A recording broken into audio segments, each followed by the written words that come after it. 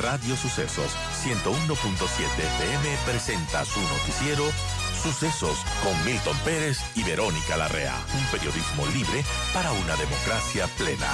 Los hechos y las opiniones de los sucesos que marcan nuestro tiempo.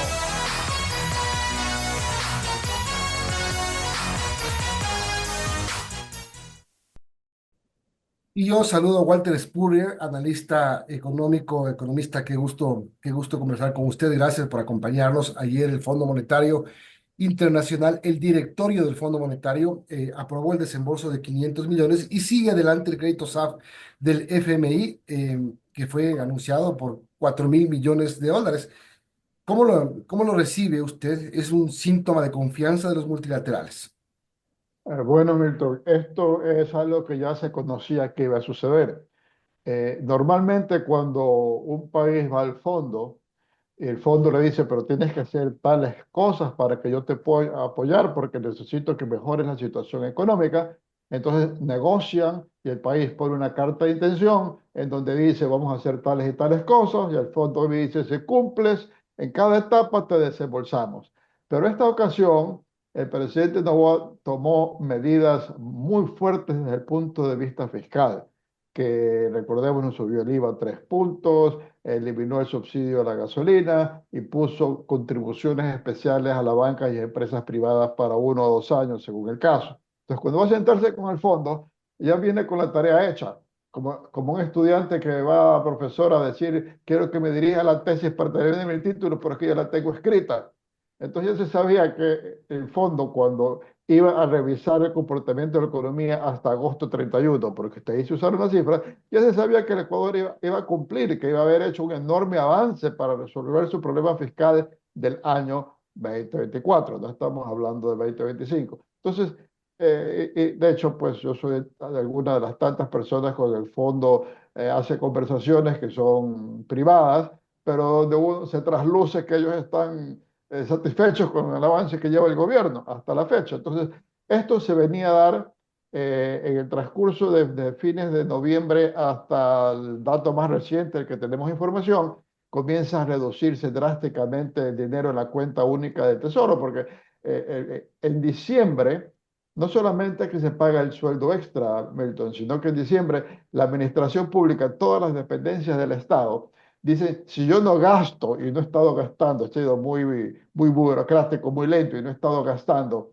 si no gasto, finanzas para el próximo año me recorto el presupuesto. Entonces, se, se destapa el gasto público en diciembre y ahí se produce un enorme déficit. Entonces, veíamos que si las cosas seguían así y no venían los 500 millones de dólares, a lo mejor no había cómo pagar el 13º sueldo de la administración pública, pero se sabía que había el compromiso, vino la plata y la administración pública, los funcionarios públicos no tienen que preocuparse que no reciban su sueldo completo este año. O sea, como digo, todo era previsible. Ahora, eh, el gobierno se puede decir que está haciendo los deberes. Por eso tenemos este acuerdo con el Fondo Monetario Internacional y el apoyo de los multilaterales. Dice el Ministerio de Economía que cierran el año con 5.400 millones de dólares de desembolsos de toda la comunidad financiera internacional. Hacer bien los deberes, ¿qué pasa con la gente? ¿Cómo esto ha ayudado al ciudadano común y corriente en el beneficio que debe tener un ecuatoriano por pagar más en ciertas cosas? Bueno, no, Milton, no, así debería ser, ¿verdad? Pero no resulta Ya. así. No resulta así, porque no es que nosotros estamos pagando dinero para que el Estado nos los devuelva con servicios. Estamos pagando dinero porque como el Estado tiene un hueco tan grande, tiene déficit, para que Claro. reduzca el déficit.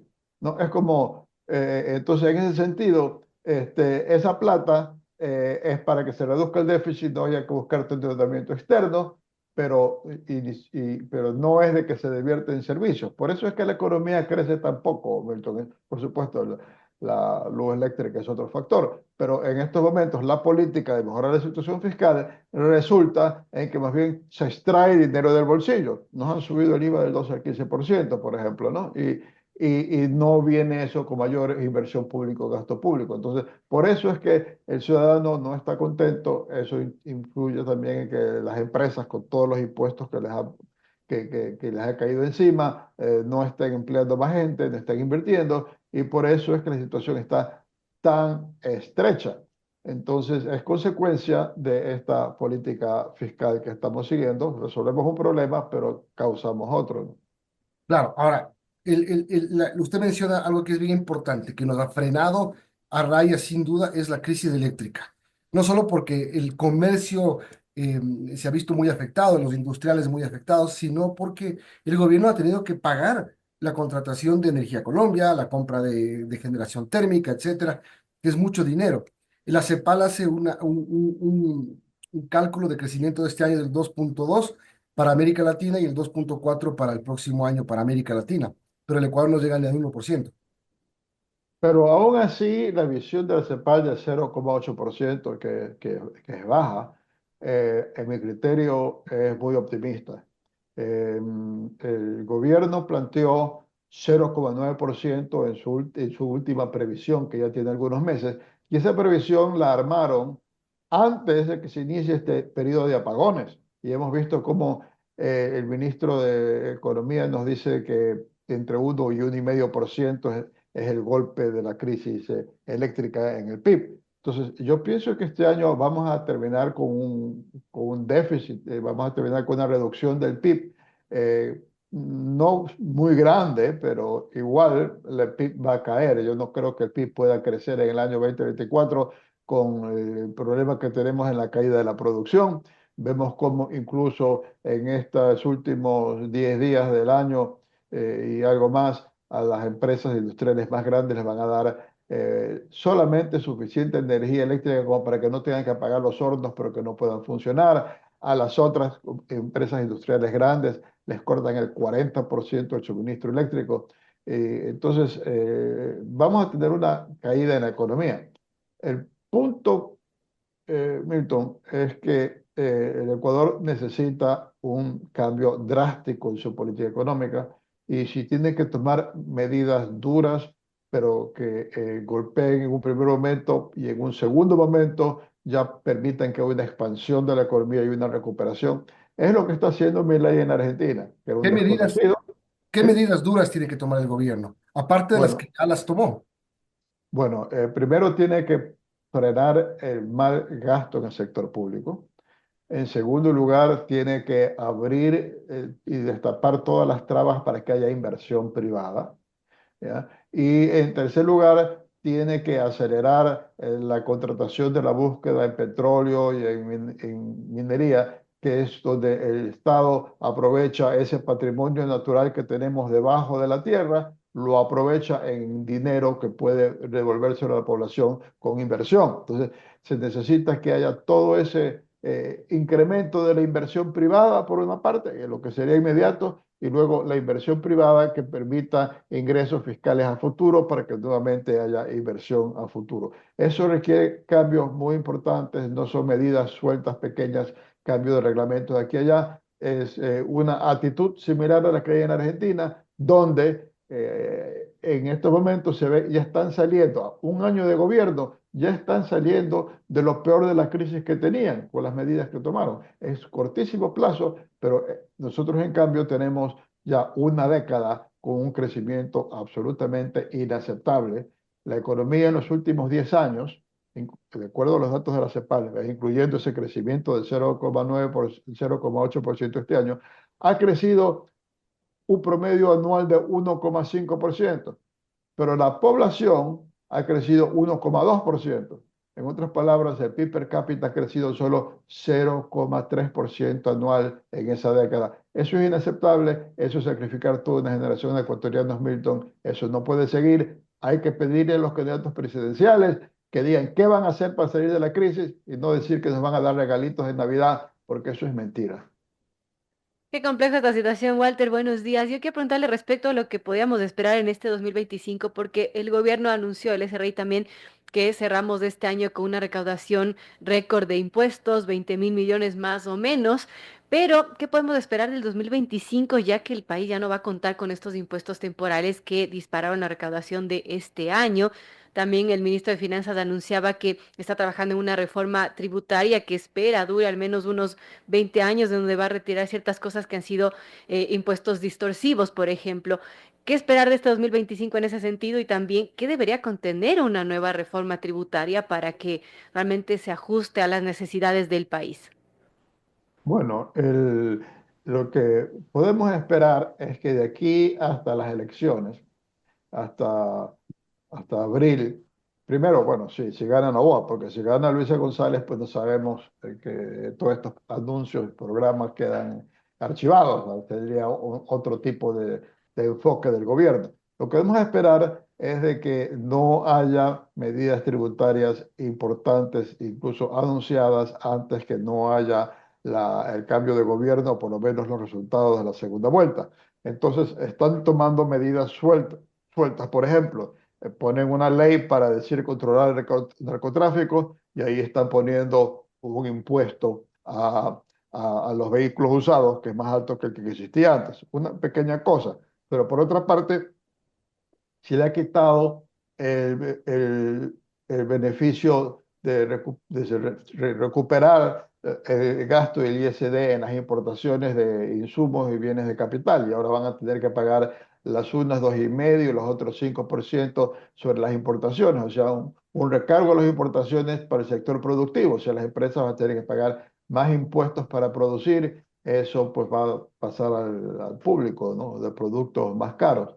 Medidas de ese tamaño, están parados los contratos de inversión, las empresas que firmaron contratos con este gobierno y con el gobierno de Lazo para invertir en el país. Hay un contrato con el gobierno que el gobierno le decía, sí, a cambio de que tú hagas esta inversión, te doy tantos años con un menor pago de impuestos. El Ministerio de Economía dice, ya no va eso, no apruebo los contratos de inversión. Tenemos medidas de ese corto plazo. Cuando venga pasado el periodo electoral, ya se va a plantear una reforma para el año 2026, donde viene la parte peor tributaria, la peor de gastos públicos, porque aumenta el servicio de la deuda. Ahí probablemente también se van a quitar exenciones y deducciones para que las tarifas de los impuestos graben sin que uno tenga algo que reducir de ese pago de los impuestos. O sea, van a querer recaudar más del impuesto a la renta, van a subir nuevamente el IVA, pero lo van a hacer de manera selectiva.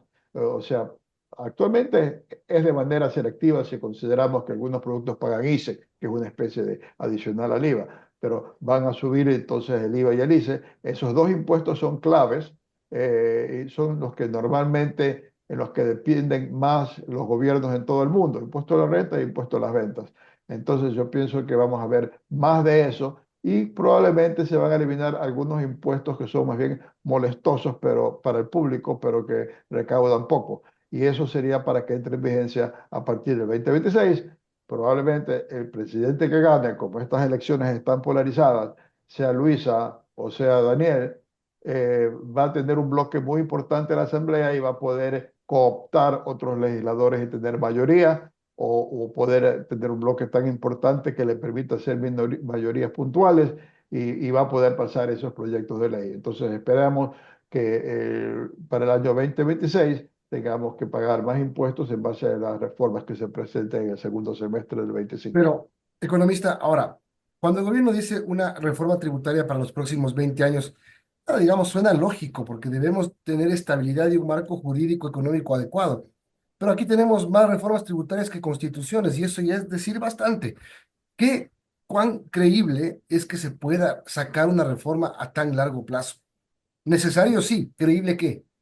Bueno, lo que pasa, Milton, es que se proponen hacerlo, pero tan pronto el país aumenta sus ingresos, la burocracia se las vale para que aumenten los sueldos, las remuneraciones, los pagos extras, el gasto, y al final el gasto público se termina absorbiendo todo ese incremento en los ingresos.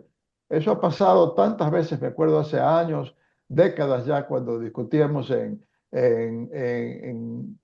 foros que se convocaban si deberíamos subir el IVA del 10 al 12%, y decíamos, bueno, subimos del 10 al 12% y ya con eso resolvemos el problema fiscal.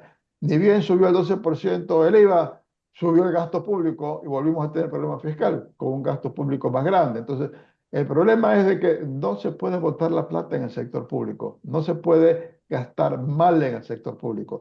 Hay que hacer como hacemos los privados, que tenemos un presupuesto, tenemos un ingreso fijo y sabemos que si desperdiciamos por un lado, no tenemos para algo que es más importante.